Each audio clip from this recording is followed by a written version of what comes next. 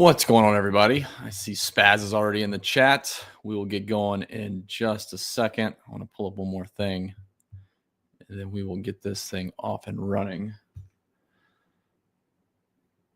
So bear with me. I thought it was a 30-second intro. Apparently, it was 10 seconds.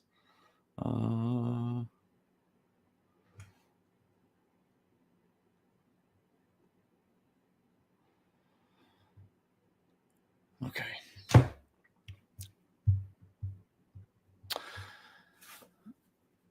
All right. We'll go ahead and get going as people fall in here. I did post this. This is not on my Twitter, but the link is on my X.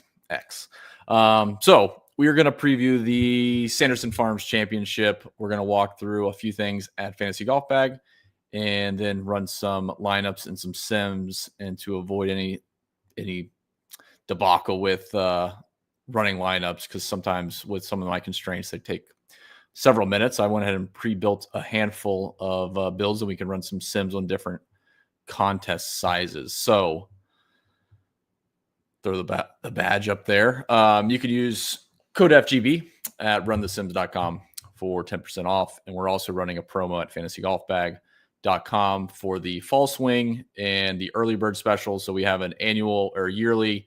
You can go check out that. And then the monthly is discounted for the fall swing, since obviously everybody is mostly playing football. NBA starts up later this month.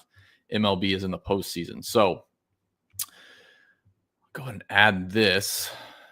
And I was thinking through after the last show, and I think, obviously with in-game syndicate and everybody that uses sims in general, and obviously at runthesims.com, people are pretty well versed with projections, distributions, and stuff. But I don't think people visually see the distributions that we have for PGA. And obviously it's different with a cut versus no cut.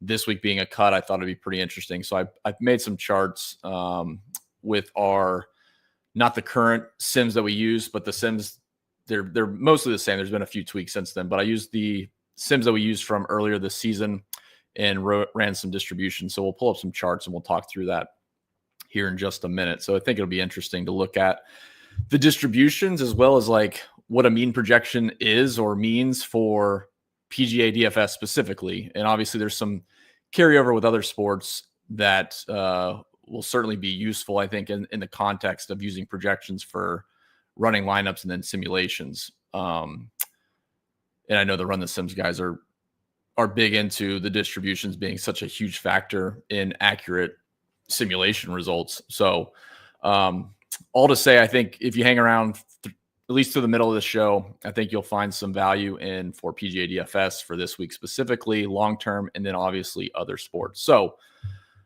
we will get into the lineup building in just a minute. As I start off each of these shows, at least so far, I'm just going to quickly touch on the golf course so people have some context on what we're dealing with this week for the event and the golf course, and kind of some thought process behind it for myself and how I go through it. And I do have the chat up, so if you drop any comments or questions in here, I will see them. I'll do my best to keep monitoring that. So let's the agenda, we'll talk through the golf course. Obviously I don't know, at this point it might be like a 50-50 split on people just running lineups and other people still diving into the data.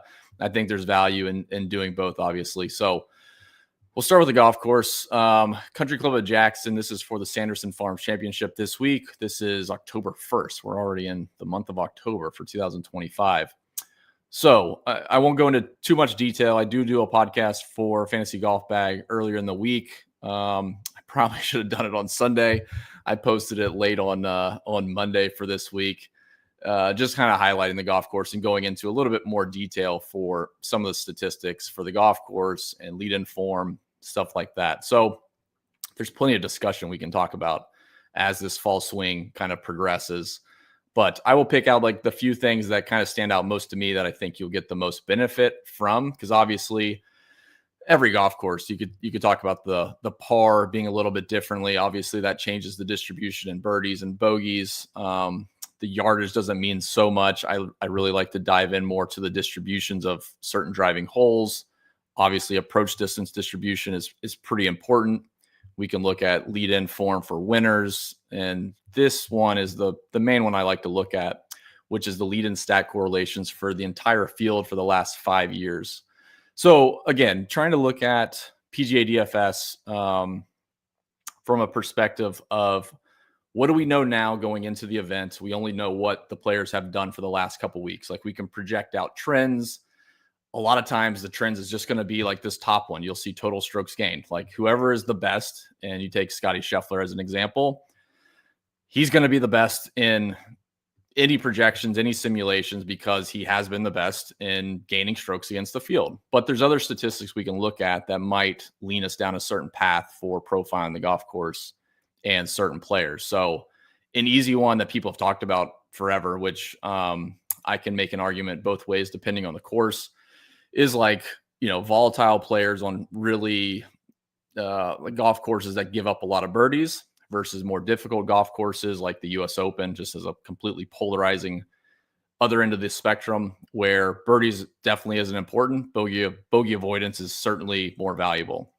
So what I like to look at, you can go through all the stuff for the golf course. Again, Country Club of Jackson this week. You can look at, I do care about the winning scores and like the general return to par per round. It's about a 1.2 strokes under par average per round for the entire field.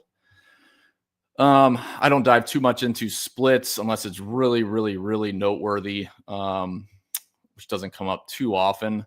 Guys jump around. Like, honestly, if you start to look at splits, the catch-22 is you have to go back for certain surfaces, go back a little bit too far for my liking. But yeah, we'll talk about the correlations. We'll get into projections and the distributions. Again, I think you guys will see some value in that before we jump into the Run the Sims optimizer and Sims tool. So this week, being a golf course where volatility is kind of the main theme, you can even look through the winners here, where Kevin Yu won last year with lead-in form that looked pretty awful. Luke List is typically a good ball striker, so he won, but it wasn't from a ball striking perspective on the golf course, if you will. Like, Kevin Yu's volatility, Mackenzie Hughes comes in and wins. A couple good winners: Sam Burns, Sergio Garcia, Sebastian Munoz. So a few guys with some decent stat profiles, but large and away, if you look up here, you'll see the biggest trend is driving distance and driving accuracy well at the bottom, which makes a lot of sense for this golf course. The thing I'll jump to over here is you'll see the driving distance is down off the tour average. Driving accuracy is also down. So immediately it's an interesting dynamic where driving distance going down typically means guys are trying to favor hitting fairways.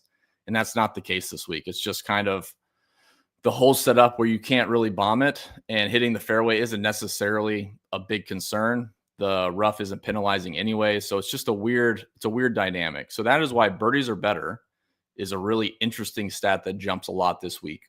So guys that have come in this week with good total strokes gained. So just think about guys that are beating the field on average, guys that have been making more birdies than the field average. IQ stat is kind of a sophisticated stat with a lot of different proximity numbers, driving numbers, basically just kind of providing an opportunity score. Strokes gained tee to green, greens in regulation, bogey avoidance is down here. But the biggest thing is off the tee and driving just doesn't matter.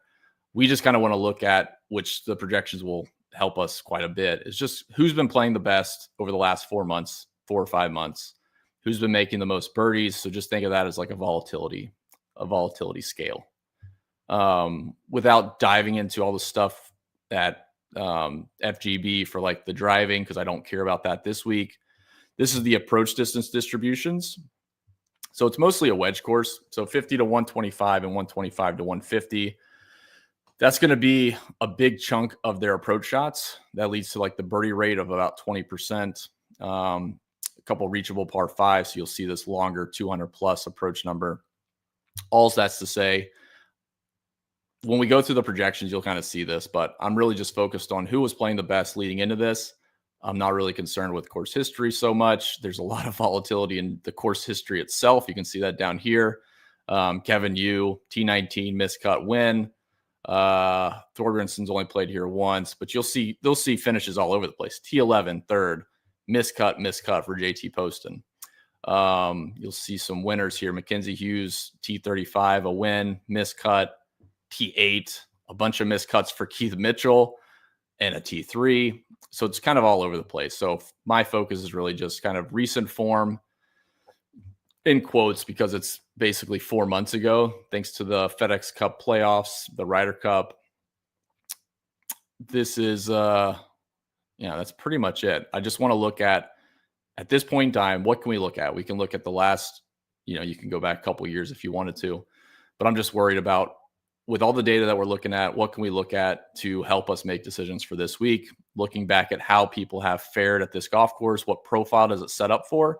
Driving is way down, so off the tee kind of goes out the window. Just looking at approach, green regulation, birdie or better, total strokes gained. So that is the gist of the golf course. It's not very tricky. It's not demanding. Very straightforward, to be honest. So let's touch on the weather real quick, and then we'll get into projections and the distribution. So I'll hop over here, and you can kind of take this for what you will. We try to make it easy for finding weather. I know people use windy.com and let's see, what's the other one? Windfinder.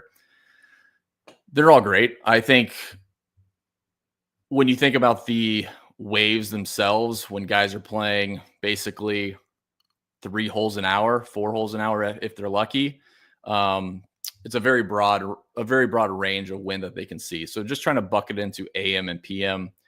My concern is usually gusts, and that's why you can see here that the gusts are actually higher in the AM, which is interesting. But typically, if the sustained wind is somewhat close to the gusts, that's pretty stable. Guys can handle that. The problem is volatility in the wind going from a sustained wind of, let's just say 5 to 10 miles per hour, gust up to 20. That's definitely a concern. So interestingly enough, for Thursday, and we went back to some first round leaders, which we can pull up. Actually, we have a little bit of time.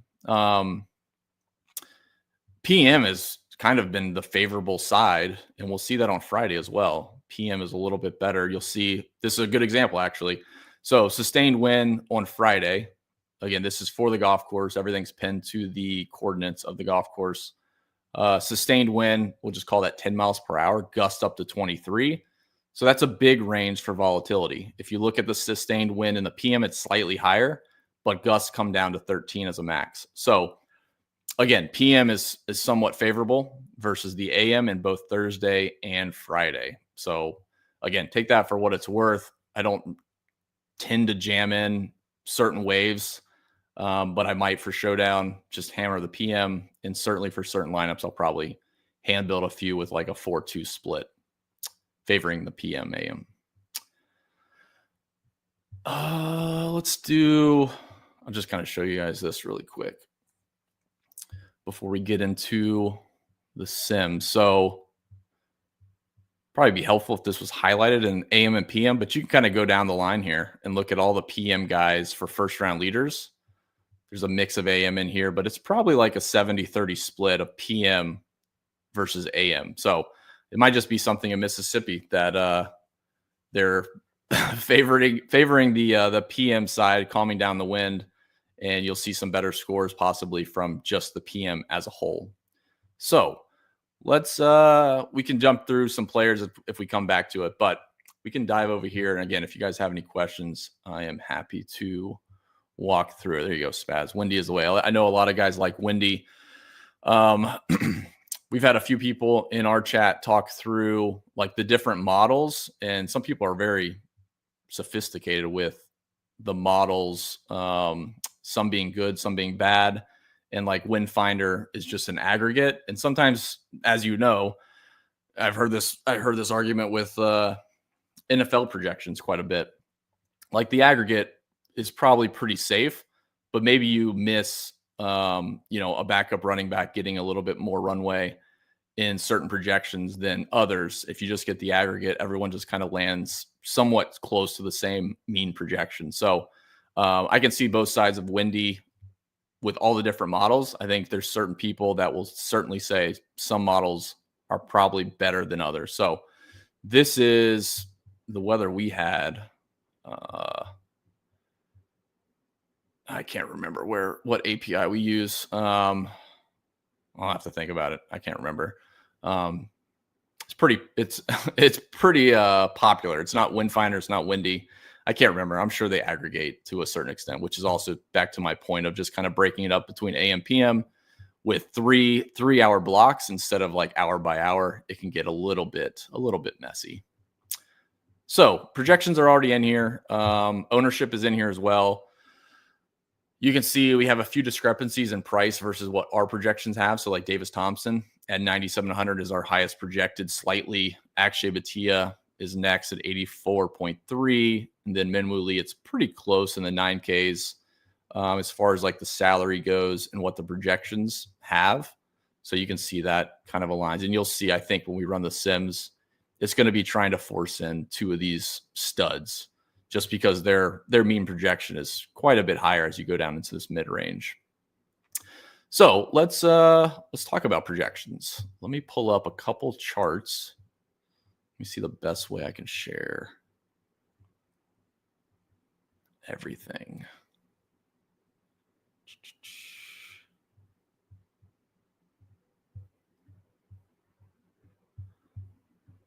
Bear with me. I guess we'll just do the whole screen. It'll look funny for just a second. Okay. Bear with me.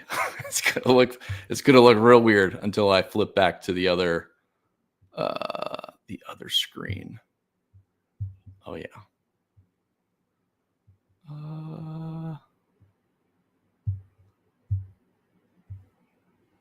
Okay.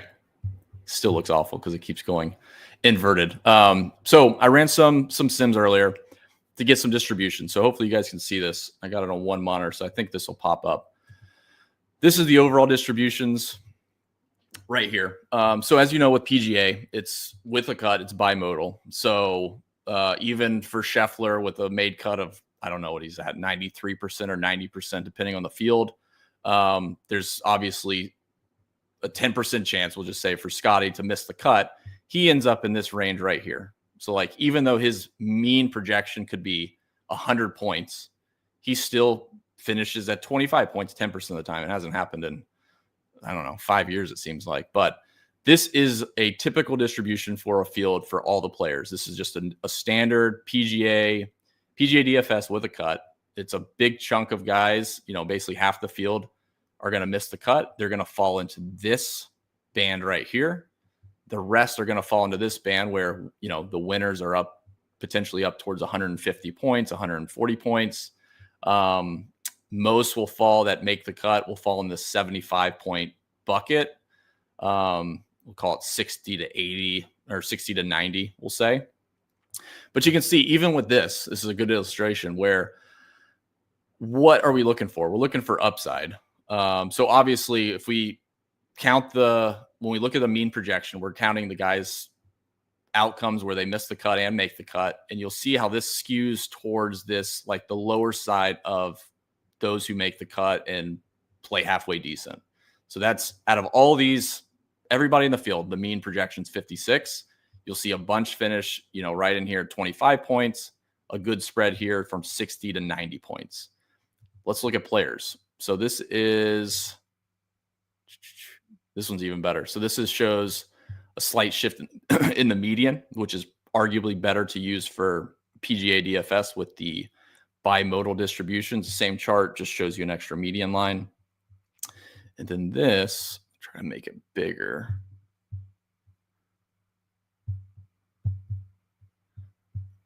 Let's see. There we go. Okay. So a couple of things I want to point out. Obviously, with projections in the simulations, they're going to have, unless they're full bands of distributions with the bimodal distributions for PGA, most likely they're going to have the mean, which is like, for example, here for Davis Thompson, if I can zoom in, there we go. Davis Thompson, we're talking about a 79.5 mean. Pretty close, right? He has a few missed cuts, finishes in here 20 to 40 points. Big chunk. Those are basically just, they don't happen. If you have 4 rounds, you're at 60 points up to 160 when he wins. If he misses the cut, he's down here at basically 5 points, potentially up to 50 or 40 points. And you can go through each of these. The ceiling is really like, where do we want to focus? Like, what's their upside? This would probably be where I would want to look. And people talk about percentiles. That's exactly what this would do. So like you would look at percentiles, Davis Thompson, 80th percentile or something like that, or 75th percentile. You're talking about 100. You're talking about close to 100 for Akshay. Most of these guys are really close with the same ceiling. Rasmus Højgaard moves down a little bit. But again, you can see this is the distributions for PGA DFS with a cut. So I'll just kind of scroll through here. And I do have some of the worst players, and we'll look at their distributions. So I'll just scroll through this. If you guys have any questions, you can pop them in here. But hopefully this provides some context into like PGA DFS and the Sims and the value in using all of these outcomes versus NBA obviously being very normally distributed. This band wouldn't exist. It would just be a nice, even bell curve. All right, let me get out of this one. Let's check out like middle of the field. Let's see. We'll go a little bit higher. All right, this is a pretty good one. So let me pull this over. We'll zoom in. So this is kind of middle of the field. I don't have their salaries up. But you can also see here, like they're going to have less of the 75 percentile outcomes, or, you know, the frequency is not going to happen as much. They're going to have more missed cuts and their mean goes down. But again, if you look at 75th percentile, they're not that far behind guys like Akshay or Davis Thompson. You can go through each of these and kind of get the same idea. Like they're going to miss the cut more often and have these terrible scores. But as far as ceiling goes, they're still in the ballpark of having really good outcomes in this event specifically. Lee Hodges is pretty normally distributed when he makes the cut, which basically means when he makes the cut, he doesn't have a ton of high finishes. He finishes 30th. And if you go look at his box scores, I imagine a lot of his finishes are, 20th place to 40th place or 20th to 50th place. Joseph Bramlett's kind of the same boat. As you go down, you kind of start to see the ceiling or the top end starts to shrink, shifts more, a little bit closer to this mean, and their missed cuts start to go up. Let's look at the very bottom of the field.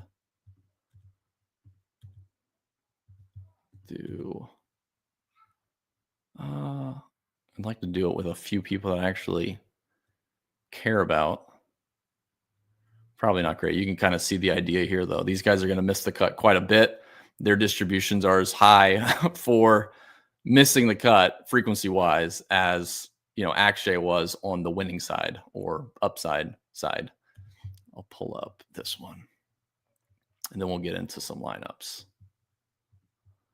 So, again, just a conversation around distributions, because I know we talk about it, and Brian and the In-Game Syndicate talk about it a lot with different sports, and it's very important to one, either capture it or fully understand.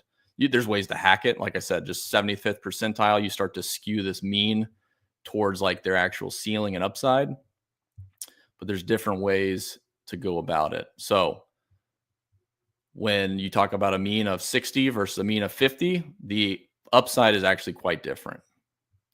You can kind of see that here. All these are starting to shift closer to that miscut number, or like right in between. But again, we're most focused on when they play well, how often do they play well, and can we pair them with guys that are going to play well?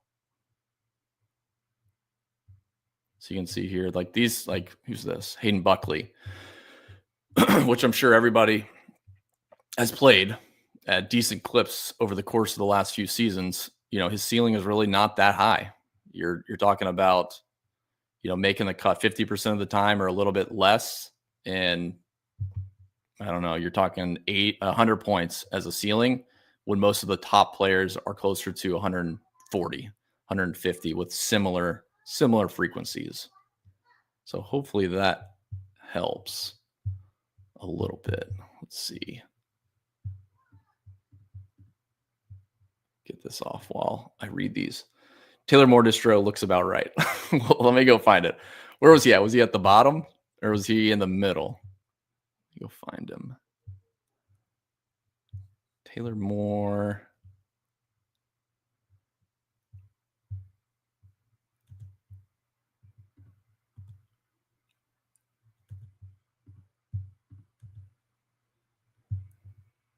As soon as I find it, I'll pull it back up. Always like getting spaz tidbits.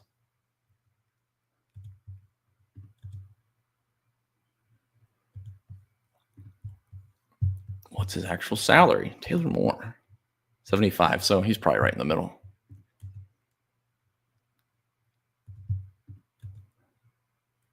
I assume it's this one. Let's take a look.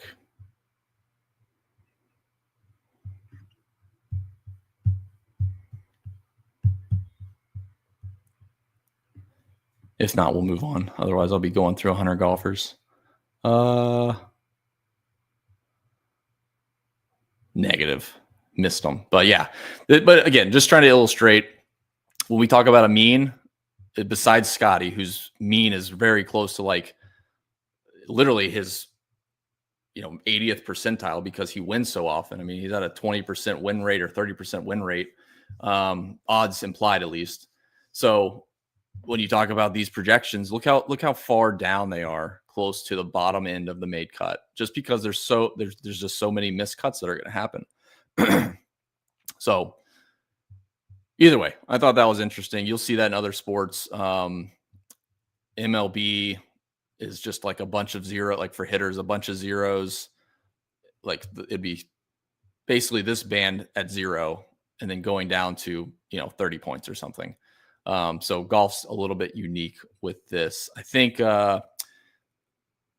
it's not perfect. I actually think it's a little bit more, I don't know the proper terminology, actually. It's bimodal in MMA, but it's actually a little bit more normally distributed, where like the losing is kind of in a similar normally distributed curve. And then the winning is also normally distributed in the most part.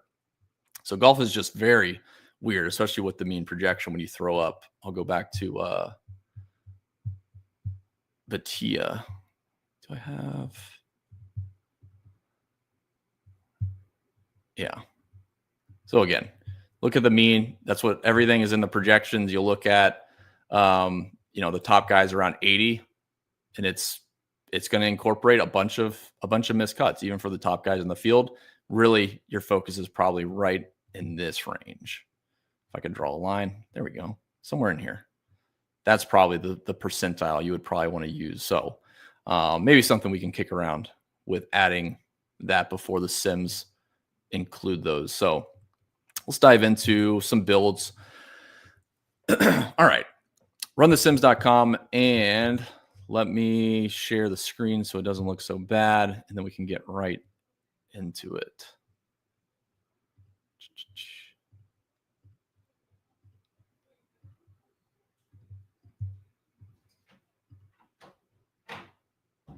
There we go. Let's see what looks the best. That's fine for now. I think that's okay. Okay. So I already built a few builds, and we'll run through some sims here. I'll just kind of walk you through my thought process. So again, you'll see the projections.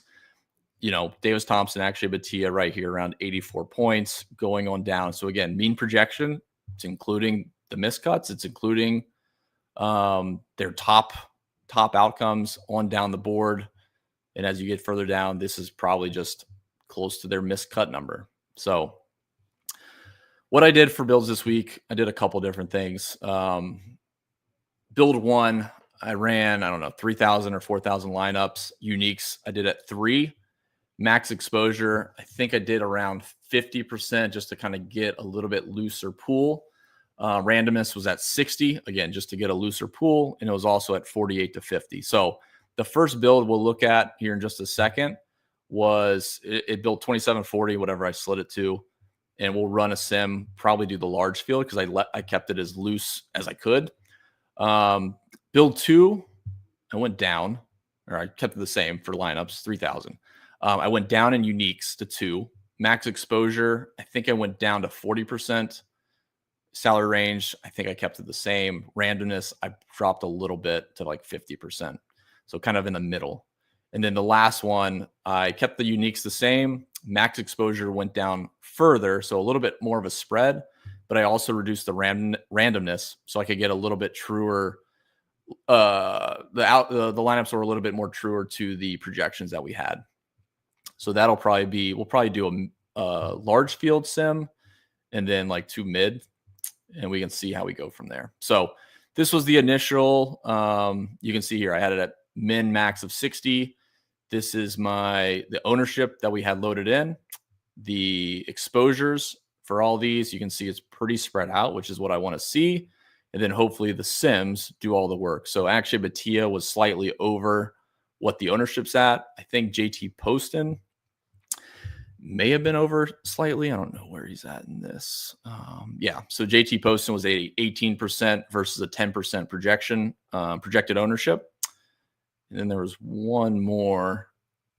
Matt Wallace, I think, was the other one. Matt Wallace, pretty close.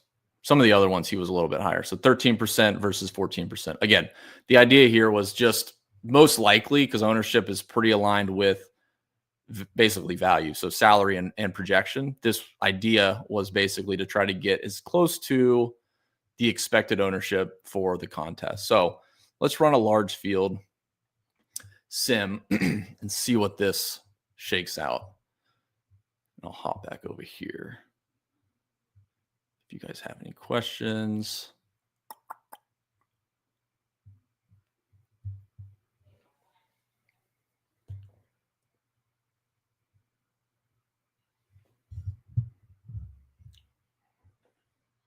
All right.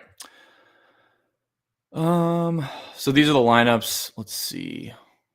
Michael Thorbjornsen, I think this did reshuffle, if I'm not mistaken. Yeah. So Thorbjornsen was a big value. So in the top 150, he bumps up to 36%, which makes sense. I mean, he's been playing pretty well. I'll go find Thorbjornsen really quick. We can do this in tandem. So again, driving is his strong suit. Not too concerned there. He does have a good finish here last year. Like I said, I'm not too concerned with course history. And honestly, for the sake of this, it's really just kind of leaning into the projections versus ownership and trying to find leverage that way. Kind of the truest way, honestly, because so much is captured in the projection. But you can see he's been playing pretty well. This isn't like a bad click. Wouldn't go through here and be like, man, he's got a lot of missed cuts and I'm going to be overexposed. Is that really what I want? And it's honestly not crazy overexposed at 22%. I'd be really concerned if it was 36% and he's projected at, he's down here at 7% ownership or something like that. I'd have to have some really good reasoning to play that. Another interesting thing to look at for the top EV lineups is the ownership. So obviously in a field like this, it's a little bit more volatile. It's also mostly a full field. I think it's 132 players, if I'm not mistaken. So you'll see the ownership is quite low. So there's a way you can do that in the settings is run your lineups with a max projected ownership. So like roughly speaking, 90 is like a strict cutoff. You could go lower. You could go way lower if you want to be super aggressive. But this is a pretty good balance. 57%, 73%. None of these good, quote unquote, good lineups in these sims are going to spit out guys or lineups with multiple guys, 15+% owned. So it's a pretty good, that would be what I would expect. So this top lineup, Akshay Bhatia, Hubbard, Mac Meissner. I feel like he came up on the last one, the last show. Taylor Moore, JT Poston, Antoine Rosner, Taylor Moore again, Antoine Rosner again, Davis Thompson. You should see a lot of Akshay Bhatia and Davis Thompson, both 21%. So he's about the field. Davis Thompson, 17%, just under the field. which is interesting because the full exposure is quite a bit higher. So let's go to build 2 and just kind of see how that shakes out. I wonder if this ran it for all of them. It might have, but I'm going to rerun it. But for sake of, yeah, you can see the tighter pool led to the higher ownership. But let's run it for medium and let's see what spits out here. Michael Thorbjornsen was still high in this build, assuming this was taking into account the large ownership. There you go. Run sim medium, and we are back to Michael Thorbjornsen 28%, Akshay Bhatia about the same, Davis Thompson about the same, and we have all these capped at 35%, so nothing higher than 35%. So the lineups here, a little bit higher ownership in the medium field, which makes sense. We don't have to be as contrarian with grabbing lower owned players into lineups. So you'll see Doug Gim, Akshay Bhatia, Davis Thompson. So this one's actually stacking 2 guys over 10K? Is Akshay 10K? 10-1 and Davis is 9-7. So yeah, this one's stacking Akshay and Davis. This one's stacking Akshay and Davis. We have Akshay. This one has a lot. It's pretty much balanced outside of Akshay. Also, Bhatia and Davis Thompson. So you can see here in the medium field, the builds are leaning more towards jamming in 2 studs, quote unquote, with kind of a mix of middle range guys and 1 or 2 cheaper guys. Ownership goes up mainly because Akshay and Bhatia are both 22% owned. So you're at 50, you're nearly 50% right there. The rest is the other 4 is combined 20% owned. So it's pretty good balance. And then the last one we'll run. We'll do medium, and I might run a large for this one too, just out of curiosity.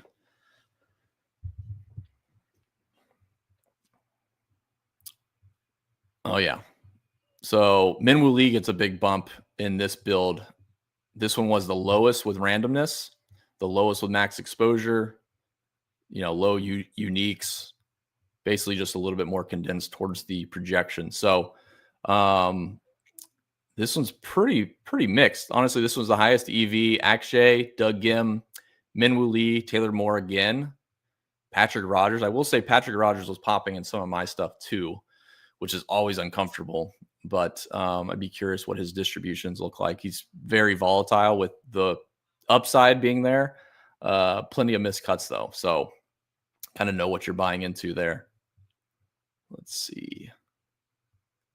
Yeah, mostly, at least you can start to see a pool condense, right? Like Kevin Yu is an expensive guy along with Davis Thompson. Bo Hostler, Doug Gim, kind of mid-range. Patrick Rogers a little bit cheaper. Taylor Moore at 7,500. So again, these sims are definitely liking where the projections are. It's kind of telling us we want to play 2 expensive guys and then build around that. So not something I hate. And these are the higher exposures. So the biggest difference here is Hogar gets a bump up. Rico Hoey is a little bit higher. Higo is quite a bit higher, especially considering he's only at 8% of lineup. So that's interesting. What has Higo been up to?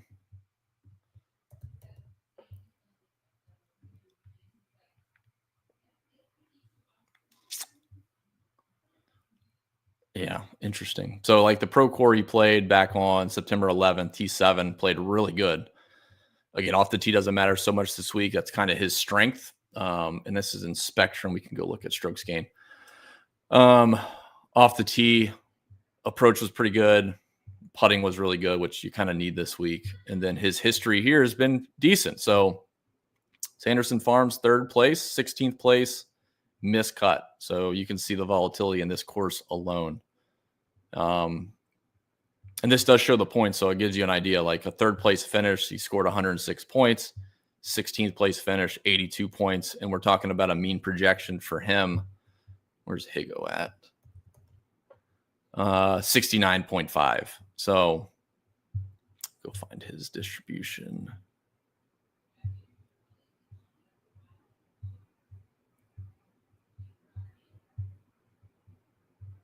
If I can zoom in further. There we go.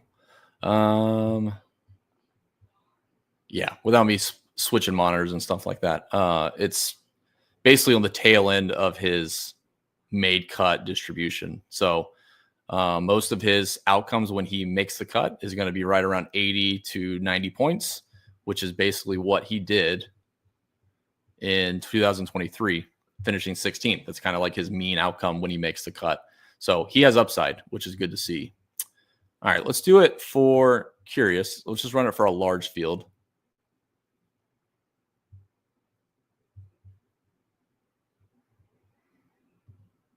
I will do that next. Check out the breakdown tab. It's still running, so give me just a second.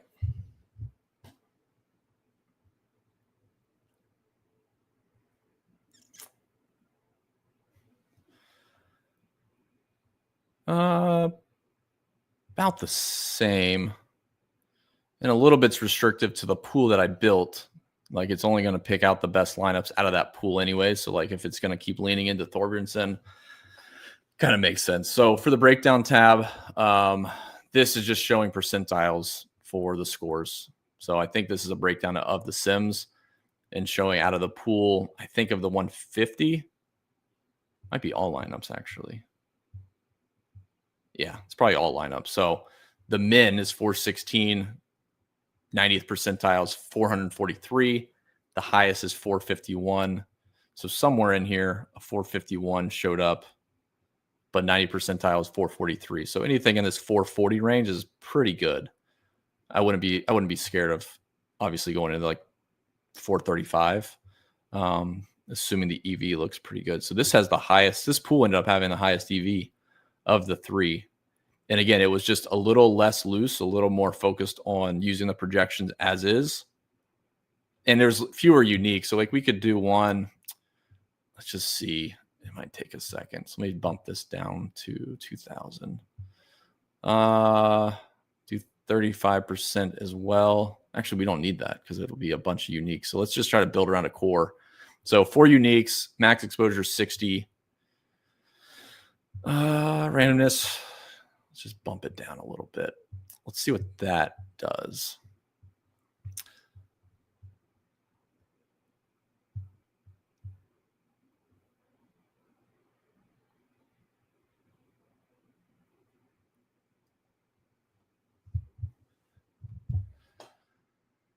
And I do want to go look to see where JT Poston, because JT Poston has not been great, but his projection, his ownership was standing out to me, and so was Matt Wallace.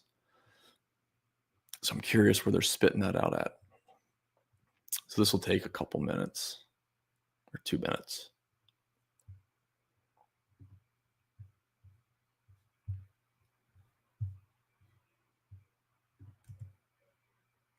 Let's see if there's any other interesting things.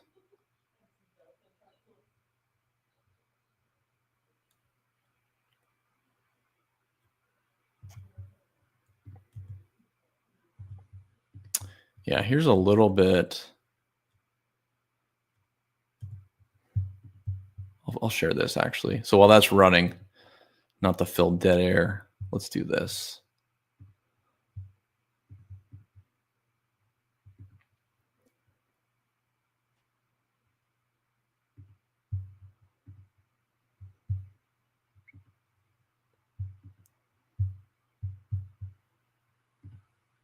Oh yeah.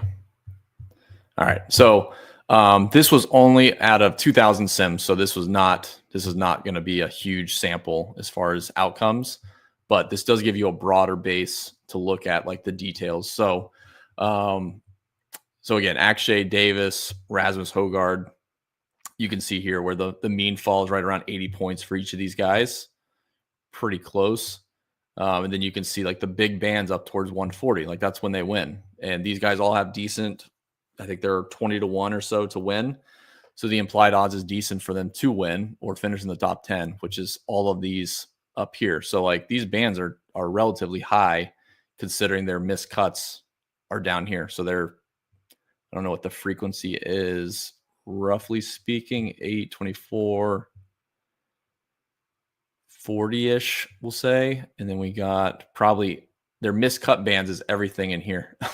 So like their outcomes missing the cut is the same as their scores 100 to 150-ish, again, in the Sims out of 2,000. So is interesting. Always big spikes towards that top end. Minwoo Lee, there you go. Kind of middling when he makes the cut. And then he has just the random huge scores popping out. Bo Hostler, I think we talked about him earlier, kind of the same thing, where he does have the upside when it shows up from time to time. Interesting stuff. Okay. It's still running, but it's probably almost done.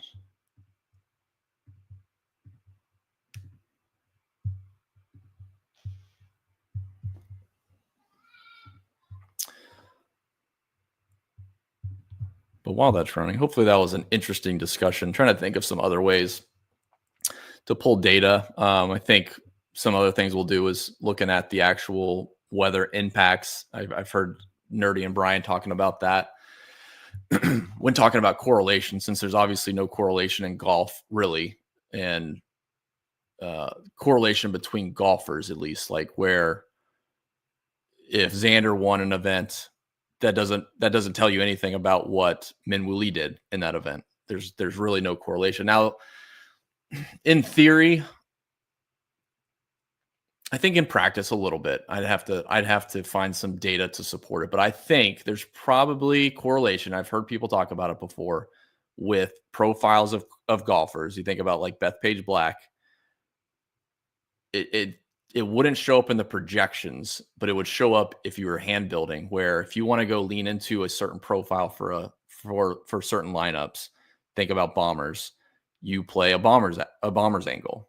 The correlation with the weather kind of goes into that. Like in one specific round, if you assume there's going to be a weather advantage, whether it favors AM or favors PM, if you hear, Rory shot 64 and he was projected to shoot 68, maybe that does give you some type of correlation with understanding Xander most likely exceeded his score expectation. So there's some very fringe cases of correlation in golf, but it's like when you're talking about a pool, it's probably a moot point. But I do think there is some argument to be made for finding correlation when you're hand building, at least for certain golf courses.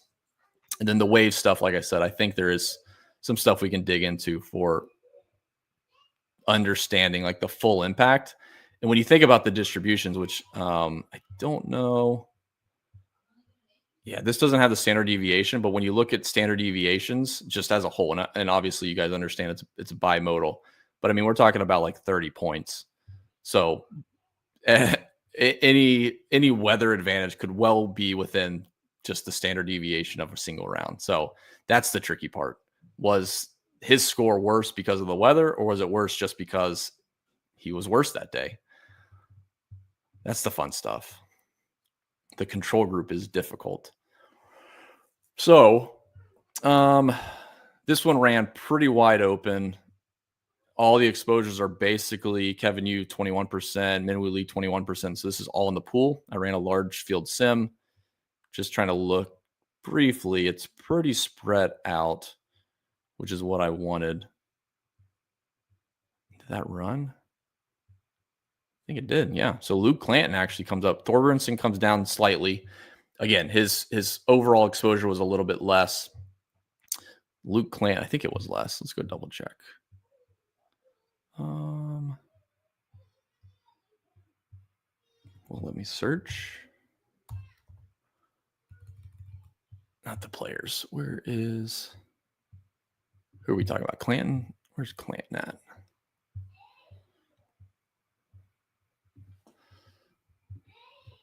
Let's see a fancy browser. Yeah, there you go.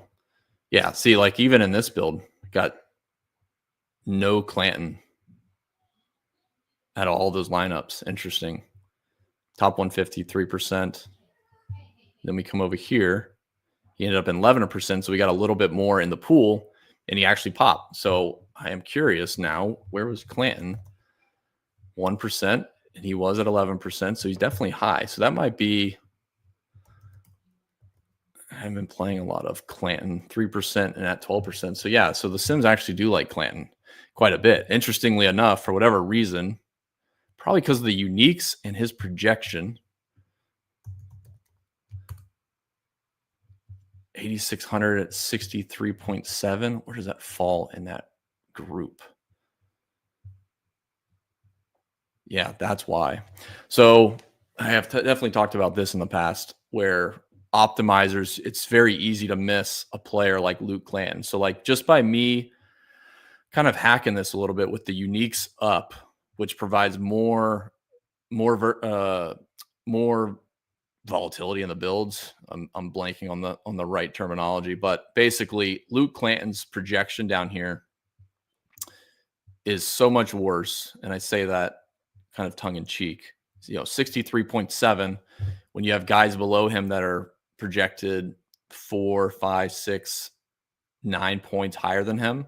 He's not going to fall into a lot of builds strictly if you're using the projection. So that's where randomness definitely helps. The Sims would help, but as we just showed, if I don't build a pool that includes him, which is kind of why I like that initial build just being a little bit more wide open, you're not going to see that kind of come to fruition in the Sims, which is really interesting. So like it's no fault of the optimizer besides the projection. If any fault, it's mine. The projection is so much less. I mean, his projection's in line with guys, 72, 74, 67. And I'm curious really quick as we have the last 5 minutes or so to finish this up. But man, we've hit on a lot of nice learning topics. Yeah, he hasn't been great. And honestly, I wouldn't be playing much of him. But for his upside, it's a very interesting play for sure. He just wouldn't show up because he wasn't in those prior builds because the projections were so strict to they knew not to use them. But when you take them out, or when you take out those stricter parameters, throw him into a few more lineups, he actually starts to pop a little bit at 8% ownership. So yeah, Luke Clanton's an interesting play. I will give it that. Torbernson's still at the top. Actually, Batia, Kevin Yu, Davis Thompson's lower than I would want, I think. But I think the trend here has been Torbenson, Batia, Kevin Yu, Minwoo Lee, all kind of right around the field. And then just trying to mix and match a little bit. Let's see these top ones. Batia, Castillo, Doug Gim, Mac Meissner, Davis Thompson, Vince Whaley. So, and this is also a good example of using several different builds and Sims to kind of see which players continuously get spit out. So obviously you don't even need it to figure this part out, but like Batia and Davis Thompson are obviously good plays. Doug Gem is a pretty good value. And then seeing like what other cheap guys show up. Mac Meister showed up a few times. Antoine Rosner showed up a few times. Taylor Moore, Vince Whaley. So very interesting, but hopefully that helps. And obviously my goal would be to hit on a few of these topics that are very kind of data intensive, I guess, a little bit more interesting stuff that I would find interesting anyway. So I think the people that would be watching this and tuning into in-game and doing Run the Sims would be interested in. So I will leave it at that. I think I'll just quickly scroll through this and juggle in my mind if there's any closing remarks. But yeah, I mean, honestly, you don't kill yourself on these cheap guys that are lower exposure. It's always these top guys. And Luke Land's an interesting one. But you can obviously see Torbernson's a top play.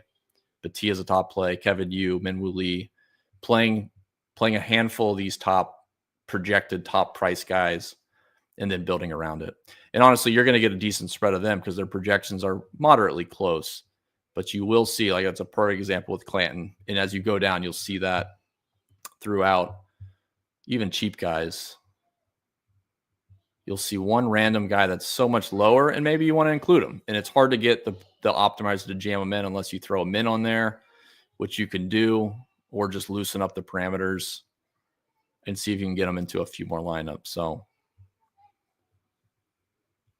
interesting. Luke Clanton. We'll see what happens. All right. I think that's it, guys. Let me see. Again, runthesims.com. Code FGB, 10% off for that. And there is an NFL sub. You can do FGB NFL. I think is still active. You can try it out at least. Spaz, appreciate it, man. As always, thank you for the support, hopping in here and asking questions. And feel free to shoot me any ideas for the next topic or anything we can dive into. So that's it, guys. Appreciate everybody tuning in. Good luck this week for the Sanderson Farms Championship. And we got a nice full schedule for the fall swing up through basically Thanksgiving. So we'll see you guys again next week. Best of luck. See ya.